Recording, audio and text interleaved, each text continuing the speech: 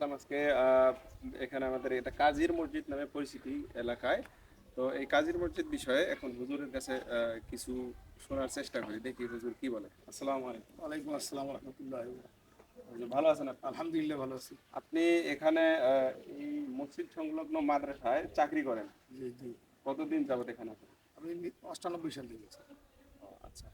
তাহলে অনেক দিন থেকে তো তাহলে অবশ্যই আমার আশেপাশে বাড়ির বাসা এখানে অবশ্য। বাসা এখানে। আচ্ছা, আমরা এই মসজিদ সম্পর্কে অলৌকিক কিছু ঘটনা শুনি, যে আমাদের লোকমুখে শোনা যায় যে এই মসজিদটা নাকি অর্ধেক ভেসে উঠছে, অথবা এটা কথা নয়, এটা মিথ্যা কথা। এটা আসলে বিশ্বাস করা যাবে না। পৃথিবীর কোনো মসজিদ মাটির তল থেকে নিচ থেকে ভাসে মানে এরকম কোনো নজির নেই। তাহলে এটা আমরা মূলত এটা মসজিদ আল্লাহর এক অলির হাত দিয়ে নির্মিত, যার নাম এখানে মানে সাইনবোর্ড দেওয়া আছে কাজী কুতুবুদ্দিন। এই মসজিদটা নির্মাণ করছে কাজী কুতুবুদ্দিন। আচ্ছা, এই কাজী কুতুবউদ্দিনের নামেই আমাদের আমাদের এই এই আজকের মসজিদটা মসজিদের নাম মসজিদ। কাজী মসজিদ, হ্যাঁ। এই আর এই মসজিদটা কতদিন আগের হতে পারে আপনার ধারণা? এটা কমপক্ষে এটা 500-700 বছর। 500-700 বছর আগের এই মসজিদ। হ্যাঁ। তো এই মসজিদটার ব্যাপারে আমি আরেকটা বিষয় জানতে চাচ্ছি, যে আমি শুনছি এই মসজিদে নাকি যারা মানত করে, যে অনেকে অনেক বেশি দেখি, অনেক লোক শুক্রবার আসে, শুক্রবারে, অনেক হ্যাঁ, মানে জুমার দিনে জায়গা দেওয়ার জায়গা মতো। দেবো, জি, হ্যাঁ। এত বড় মসজিদ তবুও জায়গা হয় না এই জায়গা মসজিদে, না, হ্যাঁ। আল্লাহর রহমত, আল্লাহ জানে ভালো। তবে এই মসজিদের একটা জিনিস আমি শুনছি, যে মানত করার বিষয়টা, যে মানত করলে নাকি মানত পুরা হওয়ার একটা এটা থাকে। এটা নজির আছে অনেক। এখানে যারা আসে দূর দূরান্ত থেকে অনেক মানে সিন্নি নিয়ে আসে, তারপরে মুরগি আসে, তারপরে খাসি আসে, অনেক টাকা পয়সা আসে। মনে করেন যাই যে নিয়তে মান্তি করে, আমার মনে হয় খুব কম মিক্স হয়। আমার তো এখানে বাড়ি, মনে করেন যে এখানে যারা যেভাবে আসে আল্লাহ পাক তার দানগুলো আল্লাহ সেই ওসিলায় এই কাজী কুতুবুদ্দিন যে একজন আল্লাহর অলি, এই মসজিদ যিনি নির্মাণ করেছেন তিনি একজন নিঃসন্দেহে আল্লাহর অলি, এতে কোনো সন্দেহ নেই। তারও আসলে বংশধর এখানে কেউ নেই। কাজী কুতুবুদ্দিন ওনার কোনো বংশ এখানে নাই।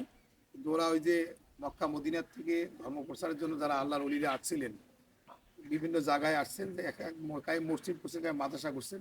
উনি এখানে আসি মসজিদ করছেন। তার বংশধর বলতে কেউ নেই, তার মানে এখানকার মাজারও চিহ্ন নেই। কাজী কুতুবুদ্দিন যে মসজিদ করছে তার মাজার মাজারও নেই।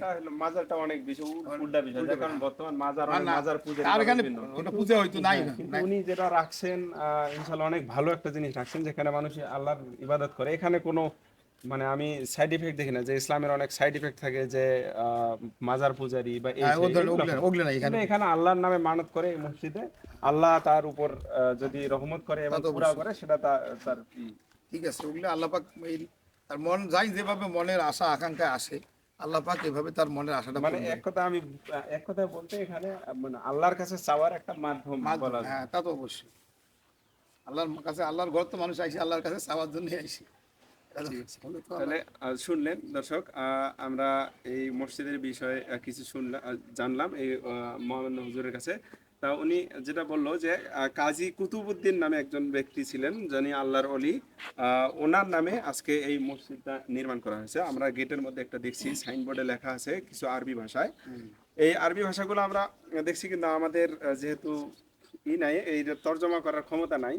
কিন্তু যতটুকু আমি আবার এই মসজিদের খাদেমের কাছে শুনলাম, যে উনি বলছে এই তর্জমাটা করার পর ওনারা শুনছে নাকি এটা অনেক আগের মসজিদ, প্রায় পার্সি ভাষায় লেখা, এটা পার্সি ফার্সি ভাষায়। ভাষা। নিচের ভাষাটা পার্সি ভাষা। ফার্সি ভাষা হিজরি প্রায় সন্দেহ পার্সি ভাষা। হাজার মানে কত শত বছর হবে, 500 500-700 বছর, 500 কমপক্ষে। না কমসে কম 500 বছর হবে।